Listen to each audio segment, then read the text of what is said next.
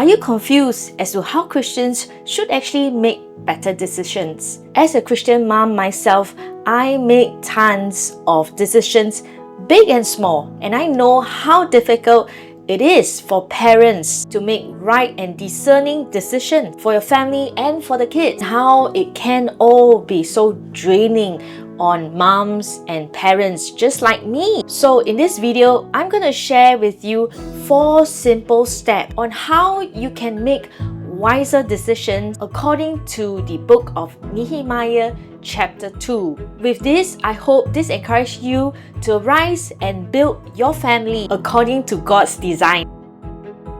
Welcome back to my channel, and in my channel, I seek to encourage Christian parents, especially Christian moms, in discipling our children and bringing up them in the name and in the fear and the knowledge of God. And occasionally, I love to share my other joys, such as Christian children books that deals with very difficult topic, and as well as the use of essential oils in my home, which has benefited us so much. So if you feel that you are in my tribe, do remember to like and to subscribe so that you'll be notified every time I upload a brand new video. In one of my previous video, I shared about how to actually pray and how to actually worry less, just like Nehemiah. My family in the previous few months actually had to undergo many serious discussion on my boys' sports that actually needed more time commitment and as well as financial resources from the family. And in the book of Nehemiah,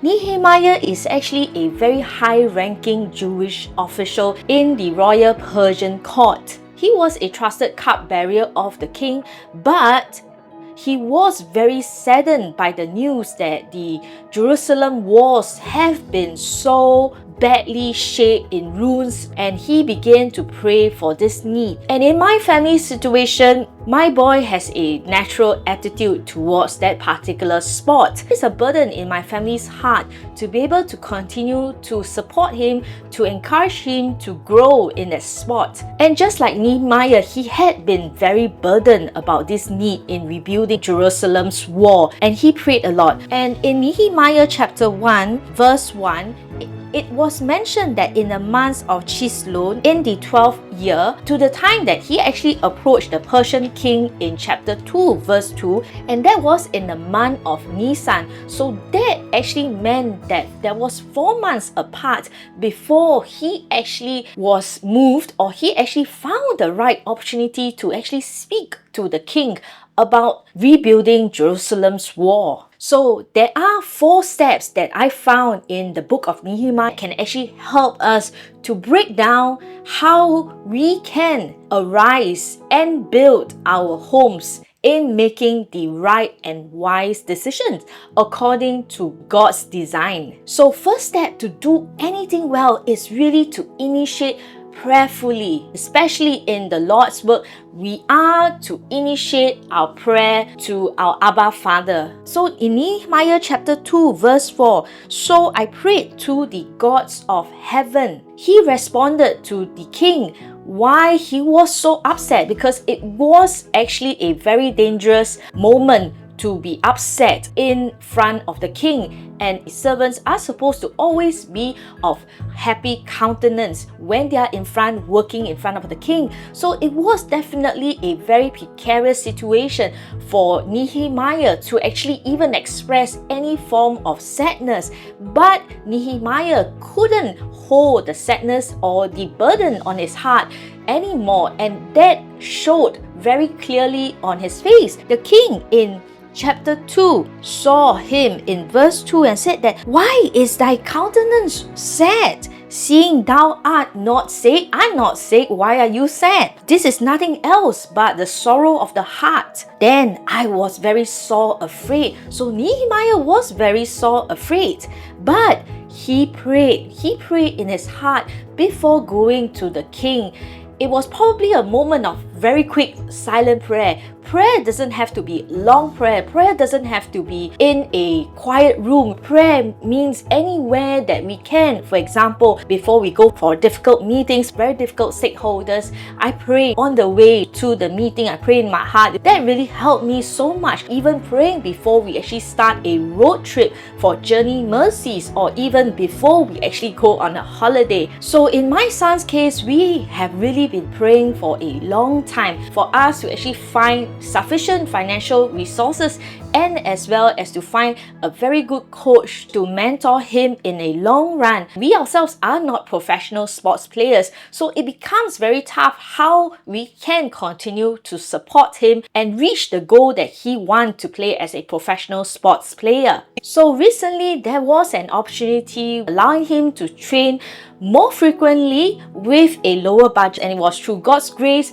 that we managed to put him through a trial, and we are still waiting for a final confirmation. So that came really after years of prayer for him. So I just want to encourage every parent or every mom out there, begin your day with a prayer, knowing that every day is new and every day there is a unique and different set of challenges, and that we pray for God to actually give us our daily bread, that is courage and also wisdom and strength to go through the day and not worry for tomorrow. Secondly, I just want to bring in the point is to be patient. Remember in the book of Nehemiah, he was saddened by the fact of Jerusalem's wall, and it was only 4 months later in the month of Nisan which he actually dared to raise it up to the king. And it might be because of the courage, or it might be also because of the heavy burden, but it was all God's good timing. Because if he was to raise the idea in the month of Chislu, that would have been in the month of winter, and it would have been a terrible and dangerous time to actually travel all the way to Jerusalem. It actually took us 4 months, same as Nehemiah, to actually find a right training team and a new coach that's willing to train him individually. So really, God's ways are higher than ours, and his timing is always perfect. So the third step is to investigate carefully. There was 3 God's enemies that was constantly putting Nehemiah down, and they in verse 9 were Sanballat, Horonite and Tobiah. So Nehemiah's arrival arise ill feelings among the enemies. Did Nehemiah stop what he was supposed to do? No.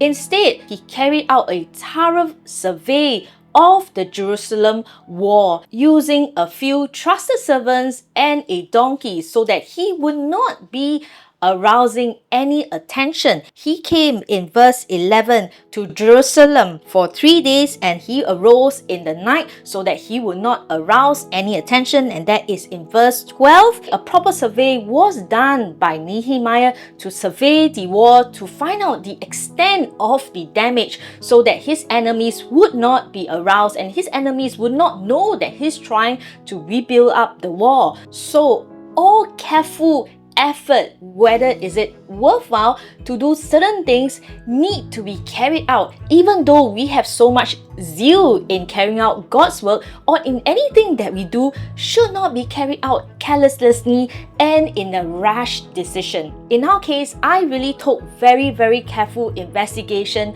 looking around for alternative, for choices, investigation in terms of where I could find good coaches and where would a suitable academy be for him. Make careful decisions, whether big or small, in your family's life, so that we are able to discern and understand what's God's will for all of us. So the last point is invigorate hopefully. So the leaders of the Jews actually needed a lot of motivation, and that was strong enough to believe that they will succeed in rebuilding the walls. And it was really not the first time that Jerusalem walls were to be built up. So in verse 17 and 20, how Nehemiah actually persuaded by laying out the whole case out to the Jewish leader point by point. He told them that yes, there is that urgency of the need, because you see ye see that the distress that we are in verse 17. And secondly,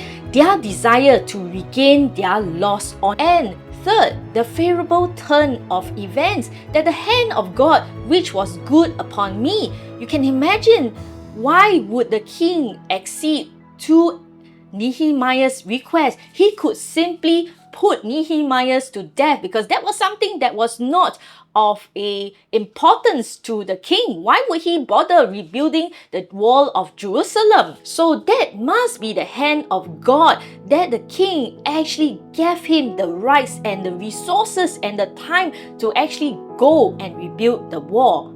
And fourth, the pledge of the Persian king, which is the king's word that he has spoken unto me. So this was an authority that's given by the king of the land to go ahead and do what is needed. So these are the four things that Nehemiah actually put down and persuaded the leaders to hope for the change, hope for a new beginning in the lost hope of the people. So in my case of my son's schedule, we are worried how the standard of the play and the performance of the play is at the group, at the new class, at the new academy. And that is something that I've chosen to pray and to let go of my worries. So all we need to do is really to invigorate, hopefully, that the Lord will strengthen our hands for every good work that is willed unto us. So I pray that if there is something in your life that God has willed you to do in expanding of His kingdom, and how we can initiate these 4 steps and trust in God to deliver us and in meeting all the church needs. I hope that it will encourage all Christian moms and parents to pray, and worry less. If you like and you enjoy my content, remember to like and subscribe so that it will help the YouTube algorithm to bring out the videos more to people who actually need it. I'll see you in my next video.